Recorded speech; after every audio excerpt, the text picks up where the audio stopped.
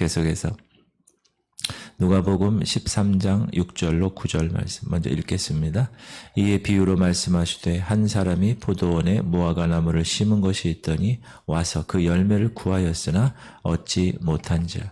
포도원 지기에게 이르되 내가 3년을 와서 이 무화과 나무에서 열매를 구하되 얻지 못하니 찍어버리라.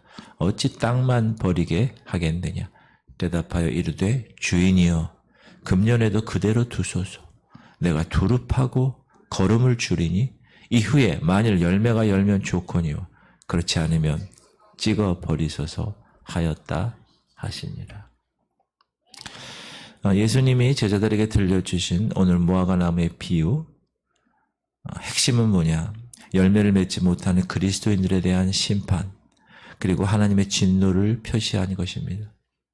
그리스도인들은 반드시 열매를 맺어야 한다는 그 성경적 원리가 성경 여러 곳에서 나타나고 있는데, 히브리서를 보면 땅이 그 위에 자주 내리는 비를 흡수하여 밭 가는 자들이 쓰기에 합당한 채소를 내면 하나님께 복을 받고, 만일 가시와 엉겅퀴를 내면 버림을 당하고 저주함에 가까워 그 마지막은 불사름이 되리라.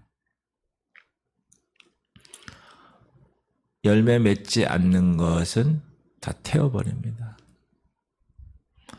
복음서에서 예수님도 우리에게 많은 열매를 맺기를 요구하시고 원하셨습니다. 시작.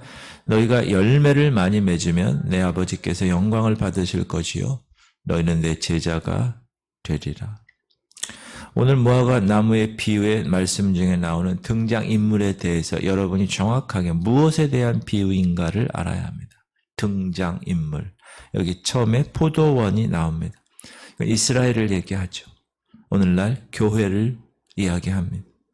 무화과 나무, 유대인을 가리킵니다. 오늘날 그리스도인을 말하고 있습니다. 나무를 심은 주인, 하나님을 말하죠. 포도원 지기, 포도원 일꾼이에요. 우리를 하나님 나라의 인도, 하나님 나라까지 인도하는 성령을 이야기하고 있습니다. 6절 다시 한번 읽어보면 이에 비유로 말씀하시되 한 사람이 포도원에 무화과 나무를 심은 것이 있더니, 자, 포도원 주인이 있어요. 자기 밭에 무화과 나무를 심었어요. 심은 이유가 뭘까요? 관상용으로 포도나무를 심지 않습니다. 아무 의미 없이 생각 없이 심은 것도 아닙니다. 분명한 목적과 이유를 가지고 심은 것입니다. 여러분 무화과 나무 보셨어요? 요즘은 우리나라에도 있어요. 보잘것없습니다. 사람이 보기에. 그거 보고 아름답다고 생각하지 않아요. 이런 큰 제목으로도 쓸 수가 없어요. 꽃이 아름답지도 않아요. 꽃이 그 안에서 펴서 사람들이 꽃이 없다고 그래서 없을 무자 꽃 화자 써서 무화과 나무잖아요. 그래서 만약 무화과 나무로부터 열매를 맺지 못하면 그건 땅만 허비할 뿐이다. 쓸모없다. 그 나무가 무화과 나무입니다. 오늘 본문을 보니 새벽길에 주님이 성 안으로 들어가시면서 한 무화과 나무를 보셨어요. 아, 무화과 나무 열매를 얻을까 해서 가까이 가셨는데 열매를 못 얻으실 저주하세요. 무화과 나무 따 보셨어요? 먹어 보셨어요? 얼마나 맛있는지 모릅니다. 얼마나 맛있게요? 얼마나 맛있는지 몰라요. 지금은 이제 이사 갔지만 제가 처음에 장가 갔을 때 처갓집에 정원이 있었어요. 정원이. 거기에 감나무, 대추나무 뭐 이렇게 있는데 이쪽에 무화과 나무가 있어요. 근데 처갓집 식구들이 아무도 안 먹어. 그 맛있는 것을. 그래서 제가 다 먹었어요. 얼마나 완전 꿀이야 꿀.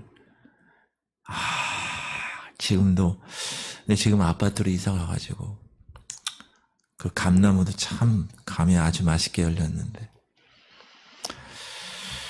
사랑하는 성도입니다. 하나님께서 저와 여러분을 택하신 이유, 분명히 이유가 있는 거예요.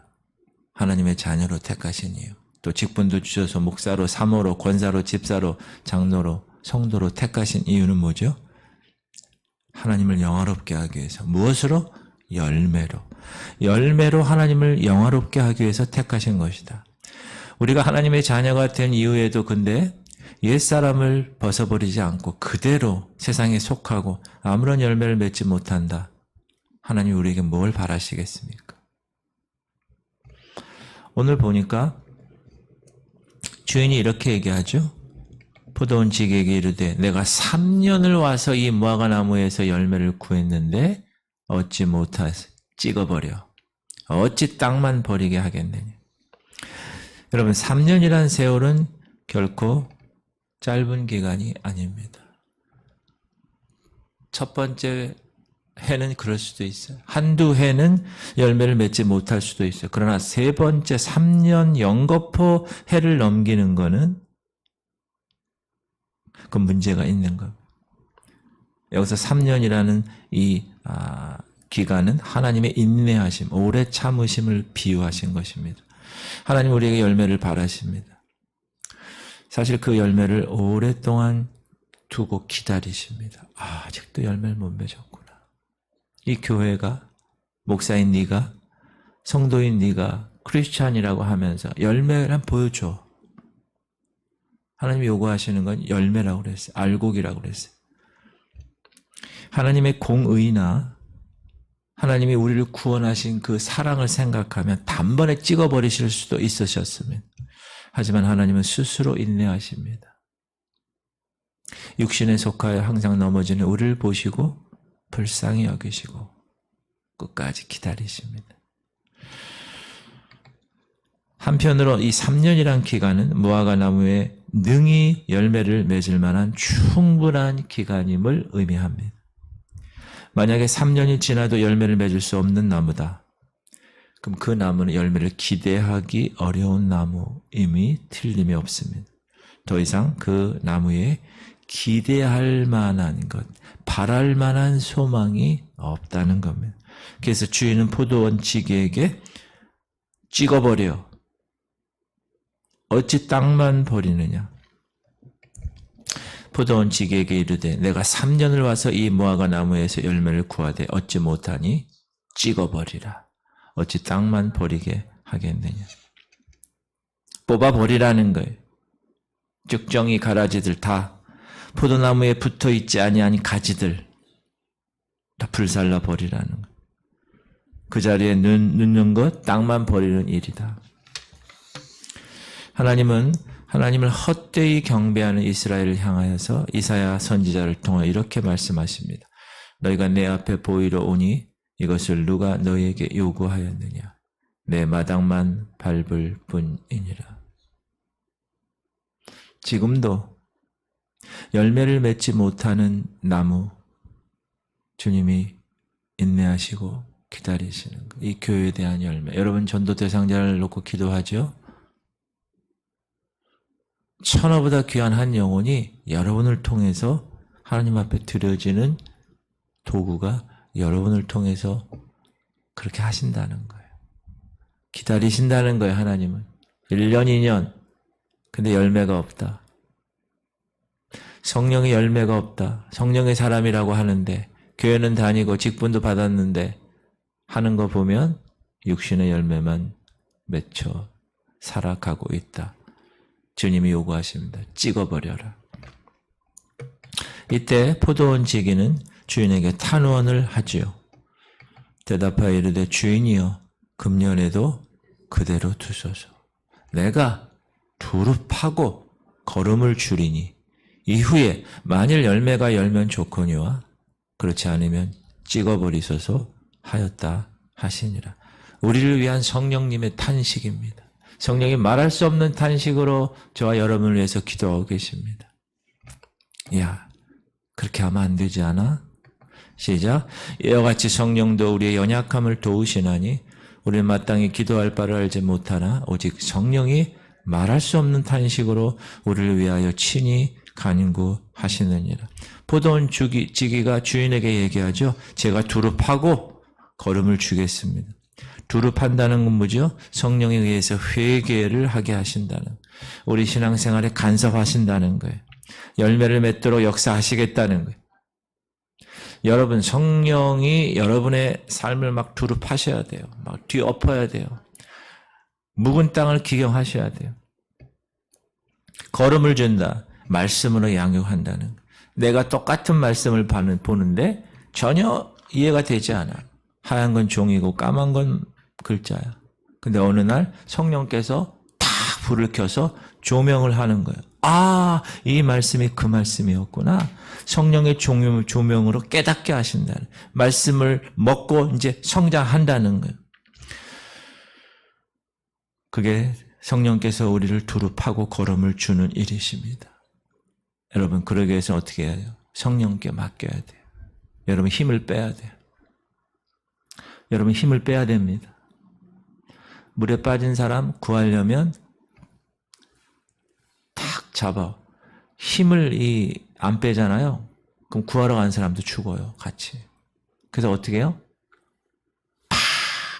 기절시켜. 그리고 데리고 오는 거예요. 힘을 빼야 되는. 성악 전공하는 애들 레슨하는 거 보면 레슨 선생님이 그래요. 야, 힘을 빼야지.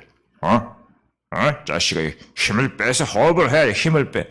근데 처음에 애들은 그 힘을 아니, 어떻게 힘을 빼고 노래를 불러. 힘을 빼야 됩니다.